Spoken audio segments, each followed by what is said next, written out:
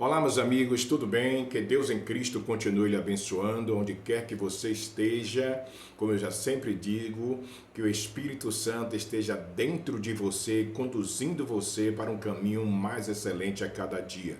Venho mais uma vez trazer essa mensagem de Deus para o seu coração, sempre com o título: Deus e você é a maioria. Não temas, confie, porque não cai um fio do seu cabelo sem a permissão de Deus. Deus é o nosso guardião eterno, protetor, excelente, que não dormita e não tem sombra de variação. E permanece fiel todo o tempo, porque Ele mesmo é Deus e nada pode alterar.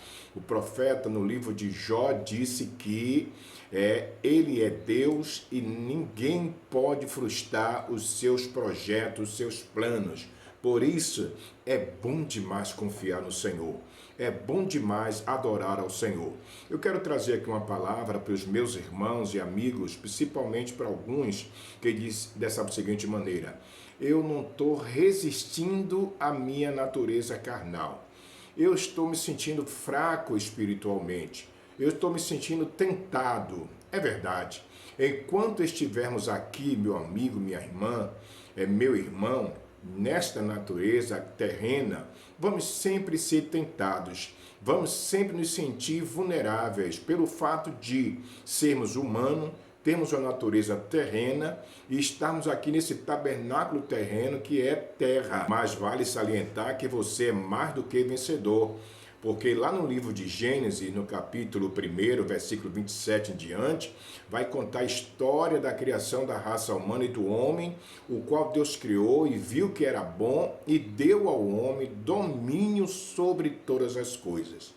Você nasceu não para ser derrotado. Você nasceu para ser mais do que vencedor, porque Deus deu ao homem autoridade para dominar. E se você está sendo dominado, está faltando se sujeitar a Deus. É verdade. Se sujeitar a Deus, conforme diz o livro de Tiago, capítulo 4, não é verdade? Sujeitai-vos a Deus, resisti ao diabo e ele fugirá de vós. Então tem que se sujeitar ao Senhor para que possa ter capacidade de vencer as inclinações carnais. A coisa é muito séria, mas daqui a pouquinho nós iremos tratar deste assunto e eu tenho certeza que você, depois que ouvir esta mensagem através desse vídeo, vai se sentir mais fortalecido para estar vencendo os seus impulsos carnais, vencendo sua natureza carnal, ok? Vamos lá? Tem um texto muito interessante no livro de Gálatas, no capítulo 5, que eu gostaria de refletir aqui com você, para que vocês acorde enquanto é tempo e possa viver reinando em perfeita vitória. Porque nós somos mais do que vencedores. Lá no livro de Gálatas, capítulo 5, versículo 16, vai dizer para mim e para você da seguinte maneira: digo, porém, andai no Espírito e não cumprireis as concupiscências da carne. E não cumprireis com as inclinações da sua carne. Vale salientar que a nossa carne se inclina para as coisas da carne. Porque a carne cobiça contra o Espírito e o Espírito contra a carne. E estes se opõem um ao outro para que não façais o que quereis. Percebe que isso é verdade?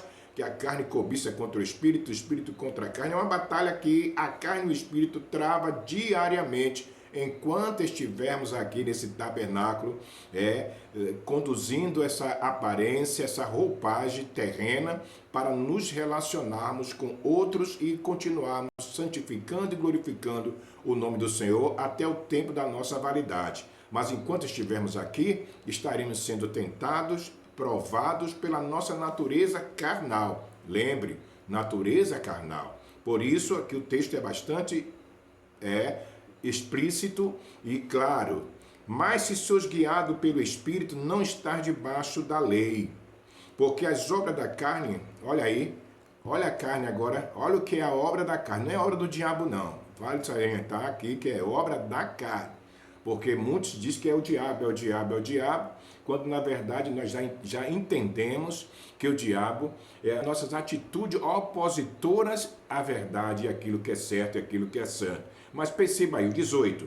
Mas se sois guiado pelo Espírito, não estar debaixo da lei. Que as obras da carne são manifestas, as quais são prostituição, impureza, lascívia, idolatria, feitiçarias, inimizades, porfias, emulações, iras, pelejas, dissensões, invejas, homicídios, bebedices, glotonarias e coisas semelhantes a estas quais, acerca das quais vos declaro, como eu antes já vos disse, que os que cometem tais coisas não herdarão o reino de Deus, não terão paz em seu coração, não terão gozo e alegria no Espírito Santo, os que cometem tais coisas. E o que são essas coisas? Obras da carne, que eu e você precisamos resistir. Resistir ao diabo, resistir à vossa natureza pecaminosa. Porque se você não resiste, você não supera. Perceba que quando nós resistirmos ao diabo, conforme está escrito na Bíblia Sagrada, a palavra diabo, que na verdade nós sabemos que a Bíblia ela foi interpretada do grego para o português. Lembrando disso, porque é importante quando nós lemos a Bíblia, observarmos essa questão, porque é importante termos esse entendimento de que a Bíblia Sagrada, ela foi escrita pelos judeus e traz uma gramática judaica, aonde usavam muitos nas suas falas a figura de linguagem, os adjetivos. É preciso ter essa consciência para que interpretemos a Bíblia corretamente. Então, diabo é uma palavra trazida por João Ferreira de Almeida, tradutor do grego para o português, e que deixou aí essa palavra diabo, que tem sido uma tormenta para muitos evangélicos, para muitos que ainda não conhecem o seu verdadeiro Deus e a libertação que ele nos deu, quando ali na cruz ele bradou, está consumado. Então, diabo vem da palavra diabolos, no grego, que significa acusador, opositor, toda inclinação carnal contrária. Então, quando a Bíblia diz, lá no livro de Tiago, capítulo 4, versículo 7, que devemos resistir ao diabo, está dizendo para mim e para você que precisamos resistir à nossa natureza carnal, porque é dela que vem a prostituição, é dela que vem a feitiçaria, é dela que vem a inimizade, é dela que vem a inveja, é dela que vem a prostituição, é dela que vem a glotonaria, não é do diabo. A Bíblia é taxativa, e se você lê a Bíblia com a consciência cristã, lendo e enxergando dentro do seu entendimento dado por Cristo, o novo entendimento que Ele lhe deu, conforme diz a palavra do Senhor, não vos conformeis com esse mundo, mas transformai-vos pela renovação do vosso entendimento.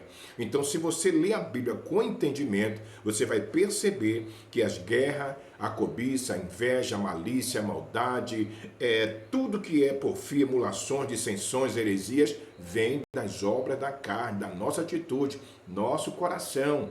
Lembrando que o próprio Jesus disse certa feita aos judeus e aos saduceus e aos fariseus que o que faz mal não é o que entra, é o que sai, porque o que sai procede do coração.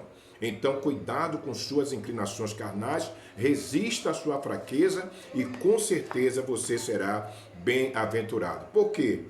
Mesmo sendo salvo, e já tendo o Espírito Santo em nós, perceba isso que é de muita importância, salvo e tendo já o Espírito Santo em nossas vidas, que nos ajuda a andar no Espírito e a resistirmos às nossas inclinações carnais, mesmo tendo o Espírito Santo, nós temos a natureza carnal em nossas vidas. Nossa natureza, as nossas inclinações carnais, ela só nos faz distanciar da perfeita comunhão com Deus e da sua proteção e nos torna vulneráveis às consequências. Oswaldo, eu tenho dúvida e eu gostaria que o senhor desse uma palavra sobre essa questão. As minhas fraquezas me fazem perder a minha salvação? Eu, de forma bastante consciente, quero afirmar que não perde a sua salvação. Perder salvação? Não. A Bíblia vai dizer que nós somos salvos desde antes da fundação do mundo. Somos escolhidos, eleitos pelo Senhor para esta grande salvação.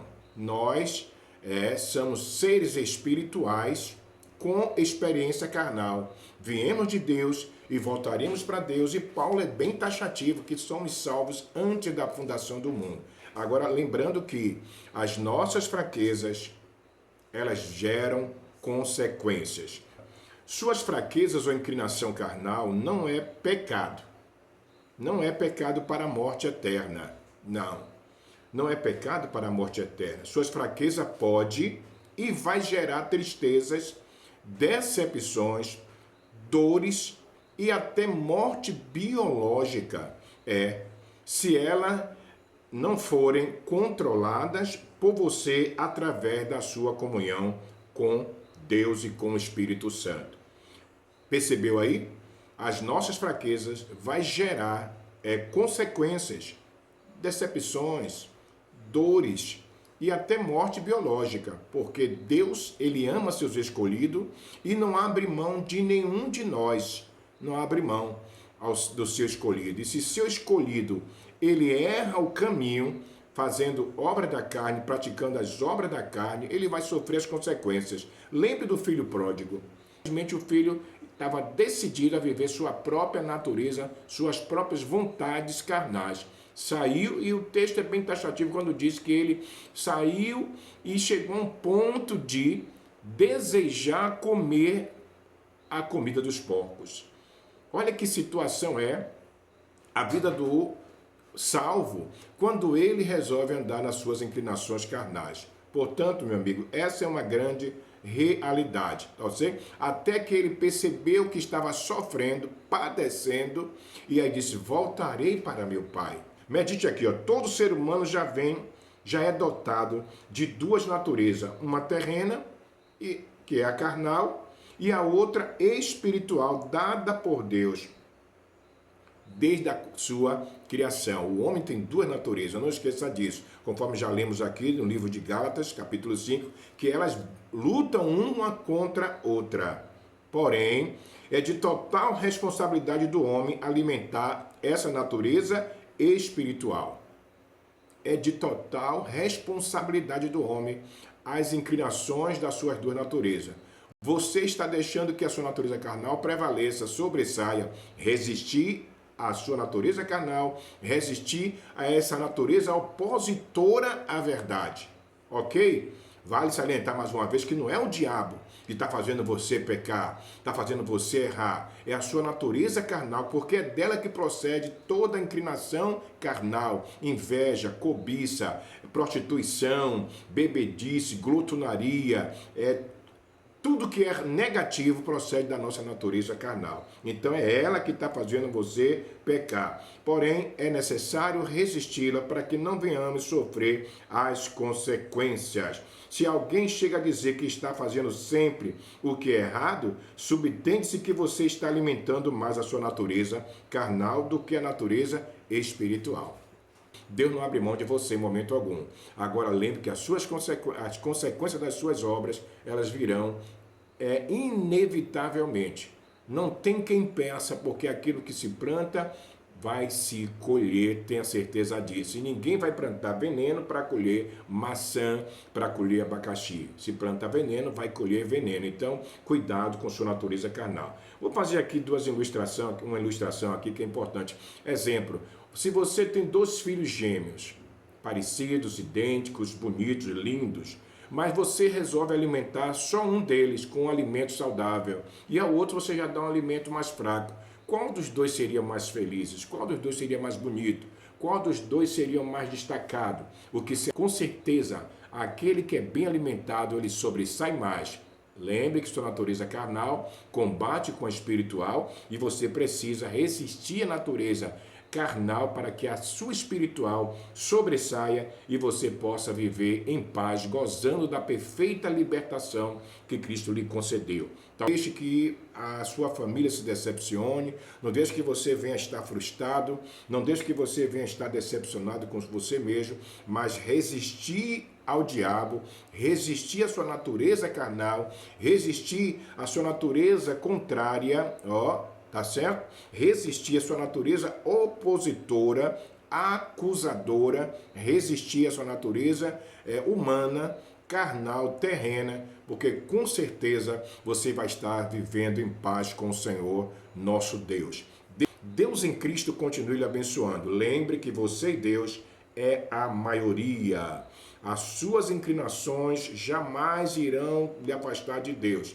Jamais irão fazer você perder sua salvação, mas irá lhe deixar vulnerável à proteção de Deus e vulnerável às consequências das suas más escolhas. Escolha o que é bom, porque aquele que faz boas escolhas, com certeza terá um futuro brilhante e abençoado. Abraço.